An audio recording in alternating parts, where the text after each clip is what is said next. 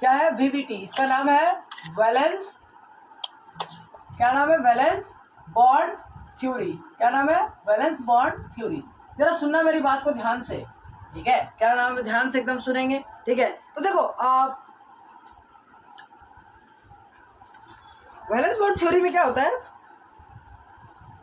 अलग अलग coordination number पाया गया, कितना अलग अलग, 2 3 4 5 ऐसे करके कोऑर्डिनेशन नंबर पाया गया, ठीक है। तो अलग अलग जब कोऑर्डिनेशन नंबर पाया गया तो सबसे पहले मैं देखता हूँ कोऑर्डिनेशन नंबर 2। क्या देखता हूँ, कोऑर्डिनेशन नंबर 2।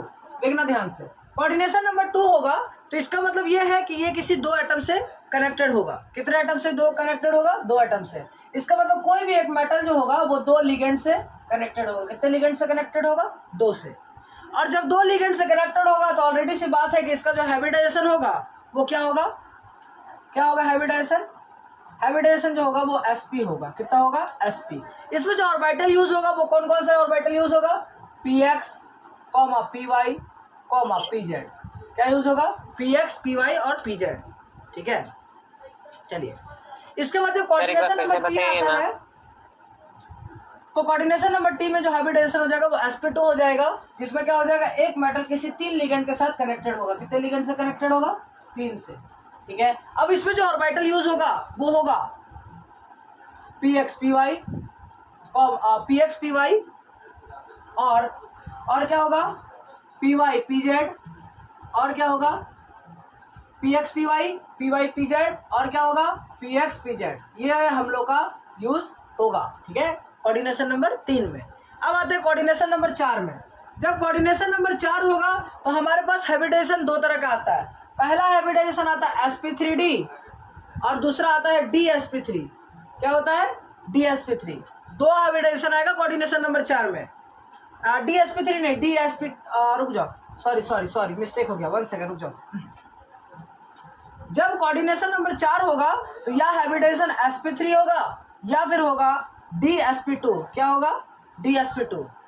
हाइब्रिडाइजेशन अगर कोऑर्डिनेशन नंबर 4 है तो sp3 होगा या dsp2 होगा, ठीक है। अगर sp3 dsp2 होता है और sp3 होता है तो sp3 में यूज होगा px py और pz। कौन सा ऑर्बिटल यूज हो रहा है ये बताएगा, px py pz, ठीक है। केमिकल बॉन्डिंग में अच्छे तरीके से बताएंगे मैं, ठीक है।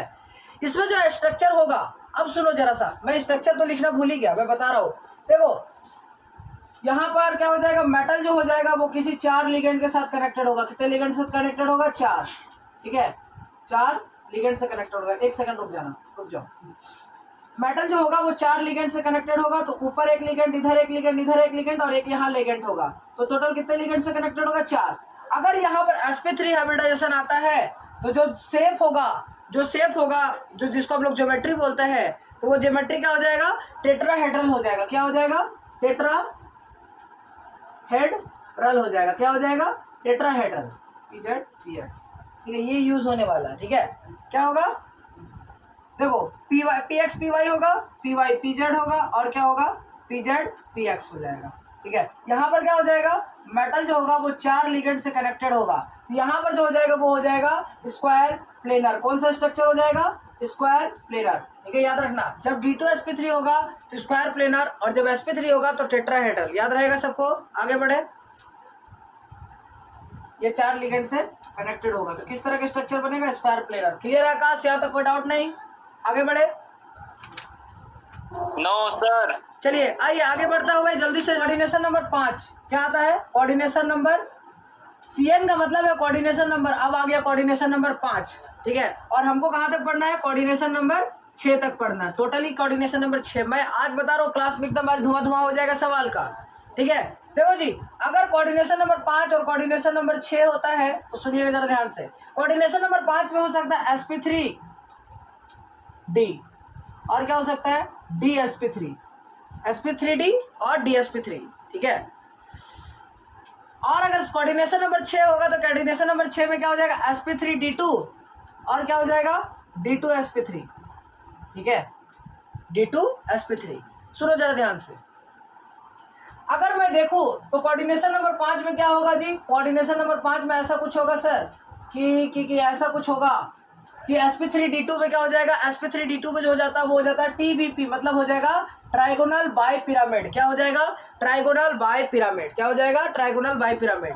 और कोऑर्डिनेशन नंबर 5 में ही हो जाएगा स्क्वायर पिरामिडल। क्या हो जाएगा? Square pyramidal. तो या तो तुम्हारा कोऑर्डिनेशन नंबर 5 में sp3d आता है तो क्या बनेगा? Trigonal bipyramidal. और अगर कोऑर्डिनेशन नंबर तुम्हारा dsp3 आ जाता है तो क्या बोलेंगे? Square pyramidal. क्लियर है?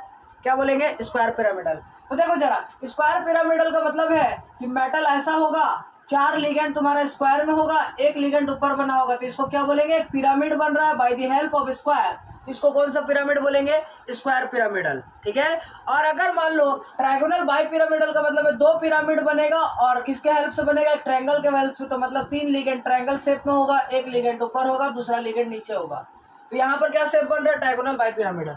और अगर कोऑर्डिनेशन नंबर 6 हुआ, क्या हुआ? कोऑर्डिनेशन नंबर 6 हुआ तो या तो तुम्हारा ऑक्टाहेड, दोनों में ही ऑक्टाहेड्रल बनेगा। क्या बनेगा? ऑक्टाहेड्रल। क्या होगा? इसका जो ज्योमेट्री होगा वो ऑक्टाहेड्रल होगा। क्या होगा? ये ज्योमेट्री बता रहा हूं मैं, क्या बता रहा हूँ? ज्योमेट्री। तो क्या बनेगा? ऑक्टाहेड्रल। बिल्कुल सही। और ऑक्टाहेड्रल होगा तो इसका मतलब ये होता है कि 4 लिगेंड तुम्हारा स्क्वायर में होगा, 1 लिगेंड ऊपर होगा, दूसरा लिगेंड नीचे होगा। तो ये कौन सा शेप बनाएगा? आकाश? ऑक्टाहेड्रल। बिल्कुल सही। यहाँ तक कोई डाउट किसी को नहीं है? Cn का होल 4 2 माइनस, क्या लिखा हुआ है? NiCN4 whole 2 minus. आज मेरे बात को ध्यान से सुनो। कहीं भी कार्बन, नाइट्रोजन, ऑक्सीजन वाला लिगेंड होगा, कहीं भी कार्बन, नाइट्रोजन, ऑक्सीजन वाला लिगेंड होगा तो वह हमेशा स्ट्रॉन्ग फील्ड लिगेंड होगा। किस तरह का लिगेंड होगा? स्ट्रॉन्ग फील्ड लिगेंड, मतलब SFL होगा। क्या होगा? SFL। बिल्कुल सही। अरे हाँ कि नहीं? कहीं भी कार्बन, नाइट्रोजन। तो यहाँ पर लिगेंड में क्या लिखा हुआ? जल्दी बोलो। ये जो लिगेंड है वो क्या है? CN4। नहीं, कार्बन का लिगेंड है क्या? हाँ सर। तो कार्बन का लिगेंड, इसका मतलब लिगेंड क्या होगा? स्ट्रॉन्ग फील्ड लिगेंड होगा। अच्छा, ये स्ट्रॉन्ग फील्ड लिगेंड क्या कराता? तो ये पेयरिंग करा देता। मैं अभी समझाऊंगा। तो सबसे पहले रितेश मुझे करना क्या है कि PV निकालना है, फिर मुझे SB निकालना है, और फिर क्या निकालना है? मुझे इफेक्टिव एटॉमिक नंबर निकालना है। ठीक है। और उसके बाद क्या निकालना है? इफेक्टिव एटॉमिक नंबर निकालना। तो सबसे पहले जरा देखो मेरे ध्यान से, मैं आप लोगों को बताया हूँ कि इफेक्टिव एटॉमिक नंबर कैसे फाइंड करते हैं। ठीक है। तो सबसे पहले PV का मतलब क्या हो जाएगा? PV निकाला तो x + 4 इंटू के कोऑर्डिनेशन Cn का चार्ज -1 = -2, तो x बराबर कितना आ जाएगा? 2 के बराबर। मतलब PV कितना आ गया? 2। अब आता है SB। तो SB कितना हो जाएगा? 4 × 1 हो जाएगा, क्योंकि डेंसिटी Cn का 1 होता है तो 4 आ गया। ये इफेक्टिव एटॉमिक नंबर कैसे निकालते हैं? तो एटॉमिक नंबर माइनस के PV प्लस के 2 × SB। तो क्या था? एटॉमिक नंबर मतलब क्या हो जाएगा? एटॉमिक नंबर कितना है? निकल। तो निकल का एटॉमिक नंबर कितना होता है? तो निकल का एटॉमिक नंबर 28 होता है। बिल्कुल सही। यहाँ लिखेंगे 28। 28 में क्या करेंगे? PV को माइनस करेंगे तो -2, प्लस क्या करेंगे? 2 × सेकेंडरी वैलेंसी, मतलब SB का वैल्यू 4 है, तो यहाँ से आ जाएगा 26 और 8 कितना हो जाता है? 26 और 8 कितना हो जाता है? 36। 26 और 8 कितना हो जाता है? 34। कितना आ जाएगा? 34। तो 34 आ गया। ठीक है। यहाँ तक क्लियर आकाश? हाँ या ना, जल्दी बोलो। यहाँ तक क्लियर है? अच्छा, ये चीज तो पहले। हाँ हेलो। हाँ बोलो। ये चीज तो करवाए हैं। पहले नहीं करवाए हैं? पहले भी करवाए हैं, तो दोनों में अंतर क्या है? बतिया तो सेम है ना? रुको रुको रुको जरा, अंतर अभी आ रहा है। अब मेरे को इलेक्ट्रॉनिक कॉन्फ़िगरेशन लिखना है। इलेक्ट्रॉनिक कॉन्फ़िगरेशन, इसी का मतलब हो जाएगा इलेक्ट्रॉनिक कॉन्फ़िगरेशन। ये कैसे लिखूंगा जरा ध्यान दो। मुझे बताओ कि निकल का एटॉमिक नंबर कितना है? 28। तो 28 को मैं ऐसा लिख सकता हूँ कि आर्गन लिखूंगा। आर्गन मतलब हो जाएगा एटॉमिक नंबर 18 तक लिख लिए। इसके बाद लिखेंगे 4s2, मतलब हो जाएगा 20। और कितना है? D में कितना हो जाएगा? तो 3d8। कितना हो जाएगा? 3d8। कोई दिक्कत? लिख दिए इसका कॉन्फ़िगरेशन। पर मुझे क्या चाहिए? मुझे सर इसको एक बार फिर से समझाइए ना। आर्गन का एटॉमिक नंबर 18 हो गया। 18 में मैं 4s2 लिखूंगा। 4s2 मतलब 2 इलेक्ट्रॉन ऐड किया तो कितना हो गया? 20 हो गया। और D में कितना हो जाएगा? 8, तो टोटल 28 हो गया। क्लियर है? ठीक है। ये इलेक्ट्रॉनिक कॉन्फ़िगरेशन क्लास 11 में सिखाया गया था, केमिकल, ये तुम्हारा एटॉमिक स्ट्रक्चर में। अब यहाँ पर क्या करना है? कितना ऑक्सीडेशन नंबर है? 2। तो 2 इलेक्ट्रॉन यहाँ से निकाल देना है। तो 2 इलेक्ट्रॉन निकालेंगे तो मैं क्या लिखूंगा?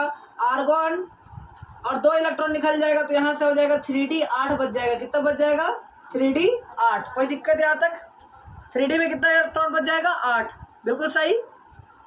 तो ऊपर वाला जो कॉन्फ़िगरेशन था वो निकल का था और नीचे वाला जो कॉन्फ़िगरेशन है वो किसका है, निकल 2+ का। किसका है, निकल 2+, मतलब निकल में का इलेक्ट्रॉनिक कॉन्फ़िगरेशन में से 2 इलेक्ट्रॉन निकाल दिए। तो 2 इलेक्ट्रॉन कहाँ से निकलेगा, 4s2 से। यहाँ पे देखो 4s2 0 हो गया, ठीक है, ओके। यहाँ तक कोई डाउट है किन्हीं को?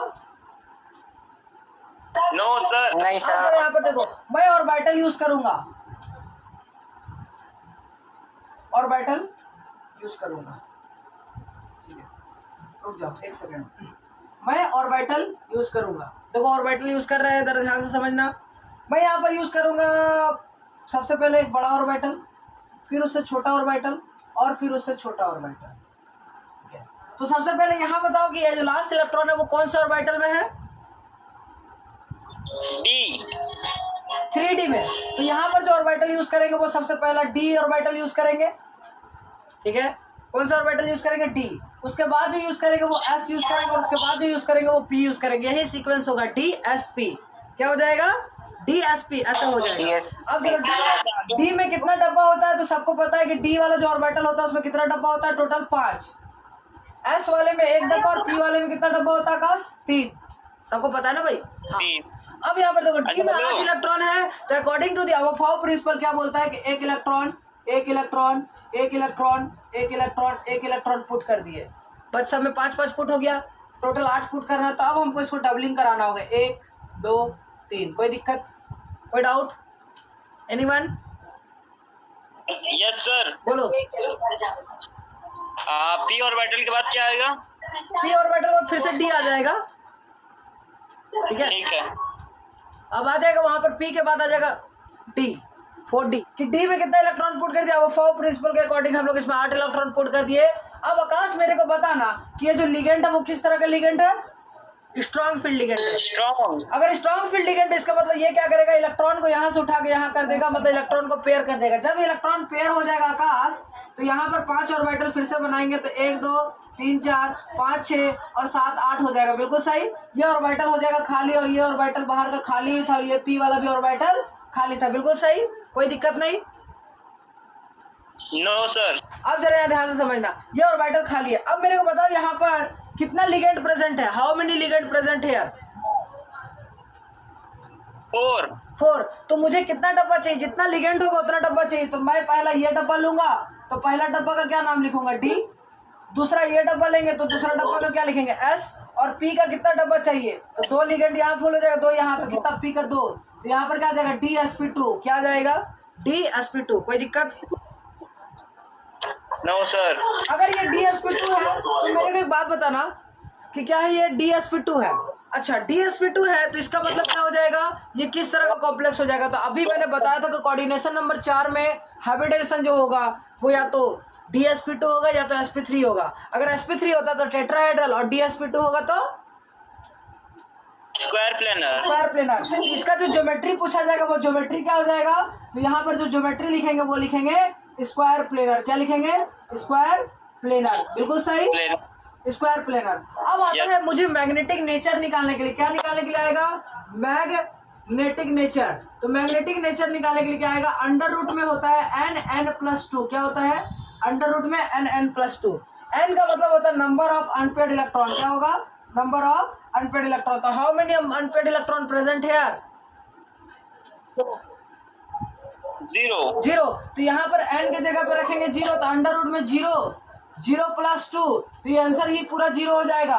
और किसी का मैग्नेटिक नेचर 0 आ जाता है, मैग्नेटिक नेचर किसी का भी 0 आ जाता है, तो इसका मतलब ये क्या हो जाएगा, डाई मैग्नेटिक हो जाएगा। क्या हो जाएगा, डाई मैग्नेटिक। क्या हो जाएगा, डाई मैग्नेटिक, ठीक है। मैग्नेटिक नेचर 0 होने का मतलब है ये जो कॉम्प्लेक्स होगा वो किस तरह का होगा, डाई मैग्नेटिक कॉम्प्लेक्स होगा। अच्छा, और अगर किसी का मैग्नेटिक नेचर 0 आ जाता है तो इसका मतलब ये जो कंपाउंड होगा वो क्या होगा, कलरलेस होगा। क्या होगा, कलरलेस होगा। किसी के पास भी अनपेयर्ड इलेक्ट्रॉन नहीं मिले तो इसका मतलब वो कंपाउंड जो होगा वो कलरलेस होगा। क्लियर है, कोई डाउट? ओके। तो इतने सारे चीज हम क्वेश्चन में लिखना है। क्या लिखना है, सबसे पहले पीवी निकला है, फिर एसवी निकला है, फिर इफेक्टिव एटॉमिक नंबर, फिर इलेक्ट्रॉनिक कॉन्फ़िगरेशन, फिर ये ऑर्बिटल में इलेक्ट्रॉन पुट कर रहा है, फिर यहाँ से D2sp2 ज्योमेट्री बताना, मैग्नेटिक नेचर बताना और कलर कंपाउंड है कि नहीं है ये बताना। बिल्कुल सही, आगे बढ़े जी। नेक्स्ट सवाल पे चले, जल्दी बोलिए। हाँ सर। सवाल है NiCO4, क्या है? NiCO4। चलिए मेरे को जल्दी जल्दी फटाफट बताइएगा। सबसे पहले क्या निकालेंगे? PV। सेकंड में क्या निकालेंगे? SB। थर्ड में क्या निकालेंगे? Effective atomic number. फोर्थ में क्या निकालेंगे? Electronic configuration. फिर उसके बाद इधर क्या करेंगे? डब्बा का यूज करेंगे, ज्योमेट्री बताएंगे, और क्या बताएंगे? Magnetic nature, electronic configuration, AR4S2। चलिए मैं बता रहा हूँ, ठीक है, इधर ध्यान दीजिए। सबसे पहले मैं PV निकालूंगा तो x प्लस 4 इंटू 0 तो कितना आ जाएगा? 0 के बराबर, तो x आ जाएगा 0 के बराबर। Very good. सेकेंडरी वैलेंसी देखेंगे तो सेकेंडरी वैलेंसी 4 इंटू 1 लिखेंगे तो ये हो जाएगा 4 के बराबर। इफेक्टिव एटॉमिक नंबर जो आ जाएगा वो आ जाएगा फेकोनी, मतलब 28 नंबर। 28 नंबर के लिए मैं क्या लिखूंगा? अगर निकल लिखना चाहूँ तो निकल के लिए मैं क्या लिखूंगा? निकल के लिए मैं लिखूंगा आर्गॉन 4s2 3d8। और अब की बार जो है वो PV 0 है, इसका मतलब यही तुम्हारा हम लोग मानेंगे।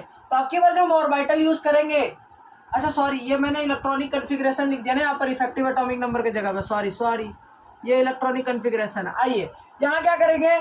3d8 है तो सबसे पहले 3d का ऑर्बिटल यूज करते हैं, फिर 4s का ऑर्बिटल यूज करते हैं, और 4p का ऑर्बिटल यूज करते हैं। Very good. तो यहाँ पर 3d में जब हम देखो डब्बा बनाएंगे तो टोटल कितना डब्बा है? 5। अब यहाँ पर जब इलेक्ट्रॉन्स का फुलफिलिंग होगा तो कितना इलेक्ट्रॉन फुलफिल करना? 8। तो अब फाओ के प्रिंसिपल के अकॉर्डिंग एक एक इलेक्ट्रॉन सब में पुट करेंगे पहले, जब तक कि पेयरिंग तब तक नहीं कराएंगे जब तक कि सारा ऑर्बिटल भर ना जाए। तो यहाँ भर गया 5, अब उसको 6 7 8। अब यहाँ S में कितना इलेक्ट्रॉन है? तो 2, तो 2 इलेक्ट्रॉन यहाँ पुट करेंगे। अब मेरे को गौर से बताना कोई कि ये जो लिगेंड है वो स्ट्रॉन्ग फील्ड लिगेंड है कि वीक फील्ड लिगेंड? जल्दी बताओ। सर स्ट्रॉन्ग फील्ड है। स्ट्रॉन्ग फील्ड है तो ये क्या कराएगा? पेयरिंग करा देगा। इसका मतलब यहाँ वाला इलेक्ट्रॉन जो है वो उठ के यहाँ आ जाएगा। जब यहाँ पर आ जाएगा तो नीचे में देखूंगा तो D का जो डब्बा है वो पूरा तरह से भर चुका है। क्या हो गया है? पूरा तरह से भर चुका है। क्या है? पूरा तरह से भर चुका। बाहर का डब्बा खाली और ये भी डब्बा खाली। अब मुझे आकाश बताना कि कितना लिगेंड है? हाउ मेनी लिगेंड प्रेजेंट है? 4। अच्छा 4। तो 4 लिगेंड है तो मुझे 4 डब्बा चाहिए। 1 2 3 4, तो 4 डब्बा चाहिए। तो मुझे क्या लिखेंगे? पहला डब्बा जो मैं यूज कर रहा हूँ वो S हो गया, ये S का डब्बा था ना, और P का 3 डब्बा है तो ये sp3 आ गया। sp3 आने पर ये जो ज्योमेट्री हो जाएगा वो ज्योमेट्री क्या हो जाएगा? तो sp3 पे ज्योमेट्री क्या था? टेट्राहेड्रल। क्या है? टेट्राहेड्रल। अच्छा, और अगर टेट्राहेड्रल हो गया है, अच्छा मैं बताऊं, मेरे को ये बताओ कि मैंने ये जो डब्बा यूज किया है बाहर का यूज किया कि अंदर का यूज किया? तो अंदर का बाहर डब्बा का। था, बाहर था। तो ये जो कॉम्प्लेक्स हो जाएगा वो हो जाएगा आउटर ऑर्बिटल कॉम्प्लेक्स। क्या बोलेंगे? Outer orbital complex. क्या बोलेंगे? Outer orbital complex. Very good. क्या बोलेंगे? Outer orbital complex. अब मेरे को बताना रितेश कि इसमें कोई ऐसा इलेक्ट्रॉन है जो पेयर अनपेयर्ड में हो? नो। सब पेयर में है। इसका मतलब n का वैल्यू कितना हो जाएगा? 0। और n का वैल्यू 0 तो मैग्नेटिक नेचर की इक्वल्स टू क्या होता है? अंडर रूट में n+2। तो यहाँ से ये भी आ जाएगा 0। और किसी का मैग्नेटिक नेचर 0 आता है, इसका मतलब क्या हो जाएगा आकाश? ये डाई मैग्नेटिक होगा। क्या होगा? डाई मैग्नेटिक हो जाएगा। और किसी का अनपेयर्ड इलेक्ट्रॉन 0 आ जाता है तो इसका मतलब क्या हो जाएगा? ये जो कॉम्प्लेक्स है वो क्या हो जाएगा? जो कॉम्प्लेक्स है वो क्या हो जाएगा? कलर है कि कलरलेस? तो कलरलेस। अच्छा, इफेक्टिव एटॉमिक नंबर निकालना बाकी है। तो इफेक्टिव एटॉमिक नंबर कैसे निकालते हैं? तो एटॉमिक नंबर निकलना कितना होता है? 28 माइनस के ऑक्सीडेशन नंबर मतलब 0 प्लस 2 इंटू 4 करेंगे तो ये आ जाएगा 36। और सिडविक चाचा बोले थे कि अगर कोई कॉम्प्लेक्स का इफेक्टिव एटॉमिक नंबर 36 आता है, इसका मतलब कॉम्प्लेक्स कैसा होगा? कॉम्प्लेक्स स्टेबल होगा। चलिए, तो इतना सारे चीजें समझ में आ रहा है सबको? जल्दी बोलो, समझ में आ रहा है कि नहीं आ रहा है? अगर आपको भी समझ में आ रहा है तो आप कमेंट बॉक्स में जरूर बताइएगा कि समझ में आ रहा है। बिल्कुल, आगे बढ़ा जी। मेरी तरह। हाँ बिल्कुल, ठीक है। रितेश आ रहा समझ? हाँ सर। पक्का ना? हाँ सर। चलिए अगला सवाल को आप बनाइएगा। सारे लोग एकदम कॉन्फिडेंट पूरा होना चाहिए एकदम A ग्रेड का, ठीक है।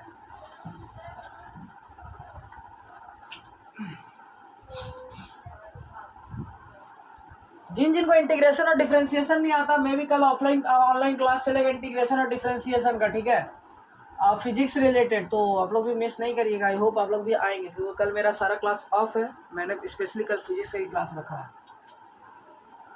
ठीक है। आकाश बाबू जरा ध्यान दीजिएगा। हाँ हाँ एकदम। ठीक है, अब मिस हुआ ना तो कुटाई कर देंगे, ठीक है। अच्छा, पर कुछ कुछ इंटीग्रेशन अजीबो गरीब था। आकाश हम तुमको किसी के बारे में बताया था ना फिश रिलेटेड, हाँ मिल गया आज अच्छा, आया था देने ऑनलाइन।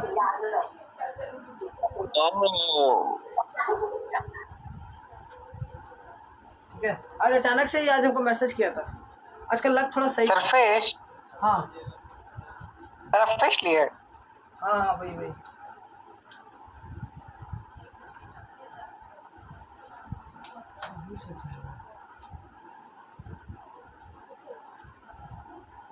अरे यार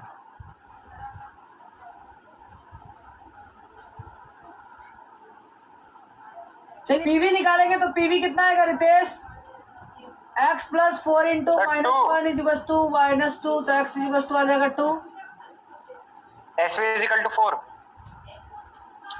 एस बी जो हो जाएगा वो हो जाएगा 4 इंटू 1 हो जाएगा 4 के बराबर। इलेक्ट्रॉनिक कन्फिग्रेशन लिखे तो इलेक्ट्रॉनिक कन्फिग्रेशन कैसे लिखेंगे? आर्गन का मतलब हो जाएगा कितना?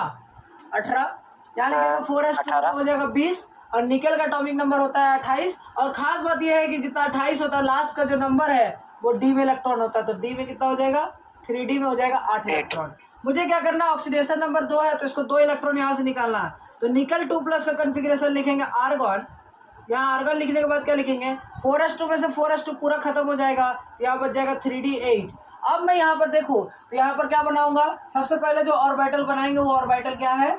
सबसे पहला जो ऑर्बिटल है वो है 3d, फिर इसके बाद जो ऑर्बिटल है वो है 4s, और इसके बाद जो ऑर्बिटल होगा वो होगा 4p। क्या होगा? 4p। तो यहाँ पर 3d में जब इलेक्ट्रॉन फुलफिल करना है तो कितना इलेक्ट्रॉन पुट करेगा? 5 8, तो 1 2 3 4 5 6 7 8। ठीक है, अब क्या है, ये SOP में नहीं है। अब मेरे को ध्यान से समझना है, क्या ये जो लिगेंड है वो स्ट्रांग है या वीक है? तो Cl है। कार्बन नाइट्रोजन ऑक्सीजन को छोड़कर कोई भी लिगेंड होगा तो वो क्या कहलाएगा? Weak field ligand. तो ये क्या है? वीक फील्ड लिगेंड है। और वीक फील्ड लिगेंड क्या करता है? पेयरिंग नहीं कराता है। ये ऐसे का ऐसा ही रह जाएगा, ये ऐसा का ऐसा ही रह जाएगा। 1 2 3 4 5 6 और 7 और 8। अब की बार जो ऑर्बिटल यूज होगा आकाश, वो मेरे को बताना कितना लिगेंड है? 4, तो कितना ऑर्बिटल यूज करेंगे? 4, तो एक ये यूज किए तो क्या लिखेंगे? S, 3 बाहर का यूज किए तो क्या हो जाएगा? P, तो ये हो जाएगा sp3। sp3 होगा तो ज्योमेट्री क्या लिखेंगे? तो sp3 में ज्योमेट्री जो लिखते हैं वो लिखते हैं टेट्राहेड्रल। टेट्राहेड्रल। अच्छा, अब मेरे को बात बताना कि इसमें मैग्नेटिक मोमेंट जब निकालेंगे तो मैग्नेटिक मोमेंट में निकालेंगे तो अंडर रूट में n+2 लिखते हैं, तो n का वैल्यू कितना हो जाएगा? तो n का मतलब होता है नंबर ऑफ अनपेड इलेक्ट्रॉन। तो यहाँ अनपेड इलेक्ट्रॉन जो है वो 2 है, तो यहाँ पर लिखेंगे 2, तो अंडर रूट में 2 2 + 2 हो जाएगा, तो यह हो जाएगा अंडर रूट में 8। ठीक है, अंडर रूट में 8 यहाँ पर लगा लेना Bm मतलब भॉर मैग्नेटॉन। ठीक है, Bm मतलब भॉर मैग्नेटॉन। ठीक है, अच्छा ये मैग्नेटिक मोमेंट कुछ भी आ जाएगा, इसका मतलब क्या हो जाएगा? ये कैसा है? तो ये है पैरामैग्नेटिक। किस तरह का है? पैरामैग्नेटिक। अच्छा, और अगर ये अनपेड इलेक्ट्रॉन भी आ गया तो ये कंपाउंड क्या हो जाएगा? कलर्ड कंपाउंड हो जाएगा। क्या हो जाएगा? कलर्ड कंपाउंड हो जाएगा। किस तरह का कंपाउंड हो जाएगा? Coloured compound. मतलब ये कंपाउंड जो है वो कलर भी शो करेगा। और क्या बचा? तो लास्ट जो हमारे पास बचता है, ये बताओ ये जो कॉम्प्लेक्स होगा वो आउटर होगा कि इनर ऑर्बिटल कॉम्प्लेक्स होगा? तो बाहर के ऑर्बिट यूज कर रहे हैं तो ये क्या हो जाएगा? Outer orbital complex. क्या हो जाएगा? Outer orbital complex. ओके, और अगर मैं इफेक्टिव एटॉमिक नंबर निकालना चाहूँ तो एटॉमिक नंबर लिखेंगे तो एटॉमिक नंबर निकल का कितना होता है? 28, माइनस करेंगे ऑक्सीडेशन नंबर दैट इज 2, और प्लस क्या करेंगे? 2 into coordination number that is हो जाएगा 4। तो यहाँ पर 28 में से 28 और 8 कितना हो जाएगा? 36। 36 में से 2 चला जाएगा तो 34, तो ये कितना आ जाएगा? 34। और 34 आ रहा है तो ये इनर्ट गैस के बराबर नहीं आ रहा, तो हम नहीं बता सकते कि कंपाउंड स्टेबल होगा या अनस्टेबल। ठीक है, आपको समझ में पूरी तरह से आई होप आया होगा। आज की क्लास को यही पे वाइंड अप करते हैं। थैंक यू एवरीबॉडी, मिलते हैं नेक्स्ट क्लास में। Till then bye bye, good night.